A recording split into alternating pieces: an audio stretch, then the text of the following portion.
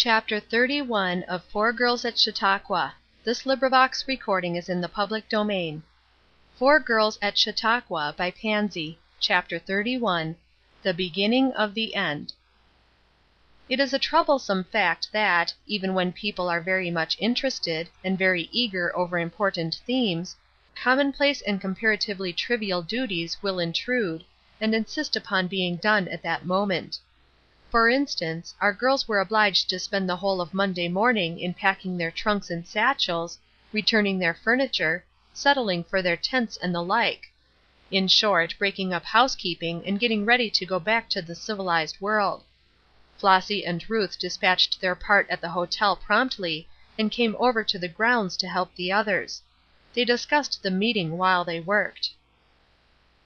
"If we hadn't been idiots," Marion said, "we should have attended that normal class and been graduating, this morning, instead of being down here, at work at our trunks, and unknown to fame." "Well, you wouldn't go," Ruth answered. "Don't you know you declared that it was too much like work, and you hadn't an idea of learning anything?" "Oh, yes," said Marion, "I remember a great many things I have said, that I would quite as soon forget." By dint of eager bustling from one point to another, the work was accomplished by noon, and all the girls were ready for the afternoon service, which all seemed equally eager to attend. When they reached the stand they looked about them in surprise and dismay. "Everybody is gone," said Flossy. "Only look, there are ever so many unoccupied seats." Marion laughed. "And ever so many that are occupied," she said. "My child, you have been so used to counting audiences by the thousands that 1600 or 1700 people look rather commonplace to you. However, there are more than that number here, I think." It soon became a matter of small importance, whether there were few or many, so long as they had the good fortune to be there themselves, and to have the company of Dr. Eben Tourjée. Now it so happened that among these four girls, there were two to whom God had given special gifts; though neither of them had ever considered that there were such things as gifts from God, which they were bound to use in His service. There was Ruth Erskine, who had capabilities for music in the ends of her fingers that would have almost entranced the angels. What did she do with her talent? Almost nothing. She hated the sickly sentimentalities which, set to music, find their way into fashionable parlors by the score. She was not in the society that knew of, or craved, the higher, grander kind of music; and because she did, and did not know it, she simply palled of the kind within her reach, and let her gift lie waste. Then there was Marion, whose voice was simply grand, both in power and tone. What had she done with her voice? Sung by the hour to the old father, whose tender memory lingered with her to day; less than nothing with it since. No one knew she could sing. She hated singing in school, she never went anywhere else; so only occasionally could the four walls of her upper back room have testified that there was a talent buried there. Did Dr. Tourjée travel from Boston to Chautauqua for the purpose of inspiring and educating these two girls? I don't suppose he knew of their existence, but that makes no difference; they are working out his lecture all the same. In fact, it is nearly a year since these Chautauqua girls came home, and if you have any sort of desire to know what Chautauqua theories develop into, when put to the test, please keep a sharp lookout for The Chautauqua Girls at Home. As the familiar talk on music went on, Ruth, with her eyes aglow, began to plan in her own heart, first what she might do, and presently what she would do; and Marion, at the other end of the seat, went through the same process, neither imagining that these same doings would bring them together, and lead to endless other doings. But that is just the way in which life is going on everywhere. Who imagined that what you did yesterday would lead your neighbor to do what he has done today? Luther said, "Next to theology I place sacred music." This was the sentence that started a train of thought for Ruth. After that, she listened in order that she might work. "Never use an interlude in church. I pray God that I may be forgiven for the fiddle faddle that I have strummed on organs, in the name of interludes." This delighted Marion. She hated interludes. She hated quartet choirs. She had steadily refused to be beguiled into one by the few who knew that she could sing, so, when Dr. Tourjée said, "Think of the grand old hymn, 'From all that dwell below the skies Let the Creator's praise arise,' being warbled by one voice, a grand chorus of four coming in on the third line." Marion was entirely in sympathy with him, and eager for work in the way in which he pointed out. It was an enjoyable afternoon in every respect. But to our girls it was much more than that, it was an education. Every one of them got ideas which they were eager to put into practice; and they saw their ways clear to practice them to some purpose. When the service was over and the audience moved away, a sense of sadness and loneliness began to creep over many, snatches of remark could be heard on all sides. "Where is Dr. Fowler?" "Gone; went this morning." "Where is the Miller party?" "Oh, they went some time ago." "When did the president leave?" "It's all about 'go,'" Eurie said. "Look, how they are crowding down to the boat; and only a stray one now and then coming up from there. Who would have supposed that it could make us feel so forlorn? I am glad we are not to be at the morning meeting. I am not sure but I should cry of homesickness. I say, girls, let's go to Palestine."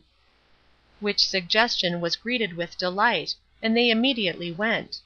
A great many were of the same mind. Mr. Van Lennep, in full Turkish dress, was leading the way, and giving his familiar lecture on the, to him, familiar spots. The girls stood near him by the Sea of Galilee, and heard his tender farewell words, and his hope that they would all meet on the other side of Jordan. It was hard to keep back the quiet tears from falling. They climbed Mount Hermon in silence, and looked over at Mount Lebanon, they came back by way of Caesarea, and turned aside to take a last look at Joppa, down by the sea. In almost total silence this walk back was accomplished. What was the matter with them all?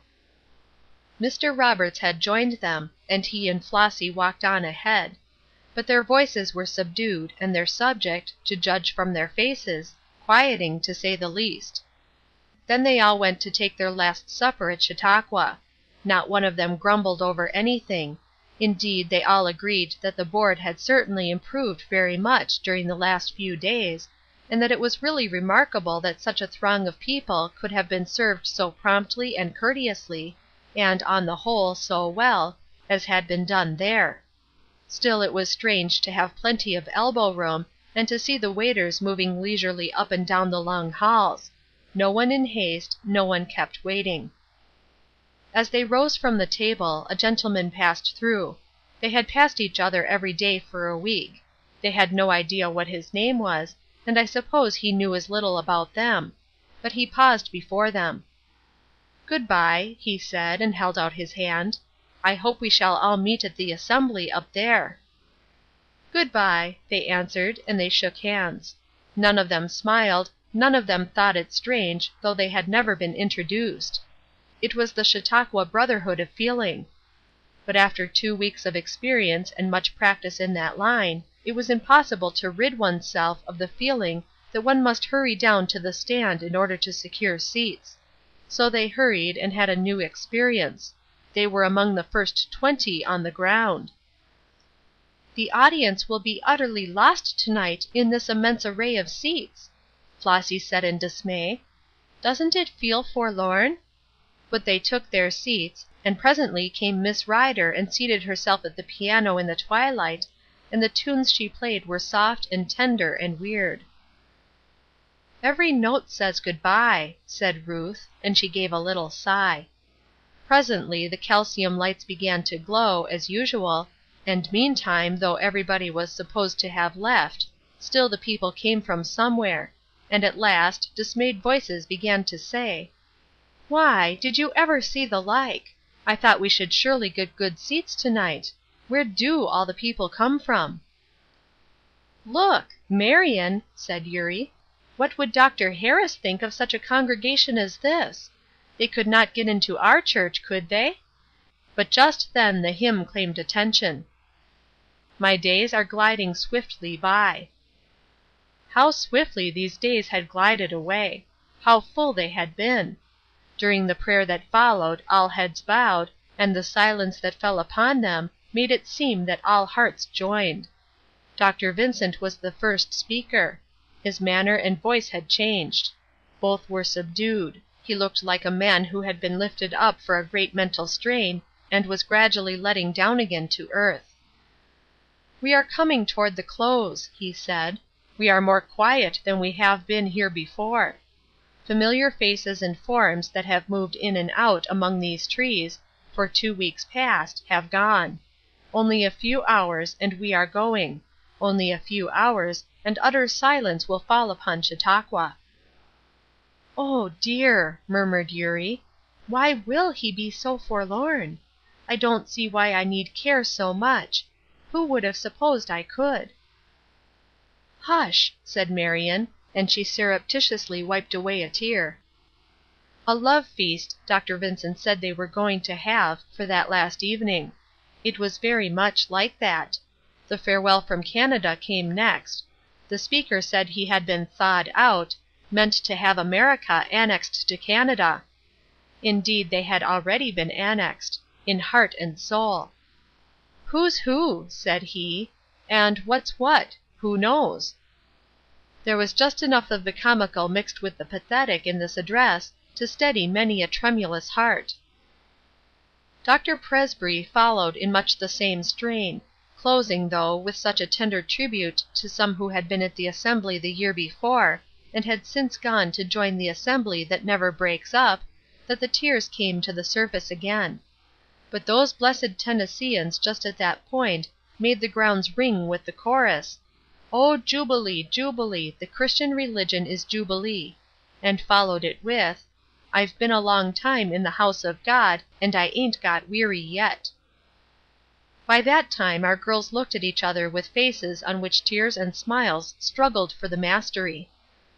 "Shall we laugh or cry?" whispered Eurie, and then they giggled outright. But they sobered instantly and sat upright, ready to listen, for the next one who appeared on the platform was Dr. Deems. He, too, commenced as if the spell of the parting was upon him. He was too tired, he said, to make a short speech. Some one asked Walter Scott why he didn't put a certain book of his into 1 volume instead of 5, and he said he hadn't time. It took 5 weeks to prepare a speech 3 minutes long, and then he warmed and grew with his subject until the beautiful thoughts fell around them like pearls; not only beautiful, but searching. "No man," said he, "dares to make a careless speech at Chautauqua. There are too many to treasure it up, to plant it again." Of course he knew nothing about those girls, and how much seed they were gathering which they meant to plant; but they gathered it all the same. He dropped his seeds with a lavish hand. This was one that took root in Marion's brain and heart. There are so many side influences that are unconscious, that the only safe way for one to do is to let no part of himself ravel, but to keep himself round and through, and healthy to the core. After that Marion's pencil, on which I have to depend for my notes, gave up in despair. "I couldn't keep track of that man," she said, when I complained. There was no more use to try than there would be to count these apple blossoms, for it was this spring, and we were standing in an apple orchard, and a perfect shower of the white sweet smelling things came fluttering round our heads. But after he "calmed down a little," as she called it, she tried to write again, and I copy this: "Brethren, this meeting will convert some of the most thoughtful people of this generation. Men who come here not knowing by personal experience the power of this thing, men who walk thoughtfully up and down these aisles, looking on, will say, 'There are scholars here, there are men of genius, of great brain power, there are men and women here of every variety of temperament and attainment held together for 14 days by one common bond.' And the perseverance, the solemnity, the hilarity, the freedom, the naturalness, the earnestness of this meeting will so impress them that they will know that there is a miracle holding us, a supernatural strength. May I give you to night one word more of gospel invitation? Come, go with us, you who do not understand this matter for yourselves. Go with us, and we will do you good. Will you go to your rooms to night and make the resolve that shall write your names in God's book of life? The recording angel has a trembling hand this minute, waiting for your answer. Weary one, so young and yet so tired, come, come, come now." Marion, with cheeks burning, and eyes very bright and earnest, looked around her. Eurie sat next to her. She seemed unmoved, there was no sign of tears to her bright eyes, but she was looking steadily at the speaker. "Never mind," Marion said within herself, and there came to her an eager desire to begin her practice, to do something. What if it were utter failure, would the fault be hers? Following the sudden leading that she had learned no better than to call impulse, she said in a quick low whisper, "Eurie, won't you?" And she held her breath for the answer, and could distinctly feel the beating of her own heart. Eurie turned great gray astonished eyes on her friend, and said in a firm quiet voice, "I have. I settled that matter on Saturday. Have you?" And then those two girls, each with the wonderful surprise ringing music in her heart, were willing to have that meeting over. CHAPTER 32.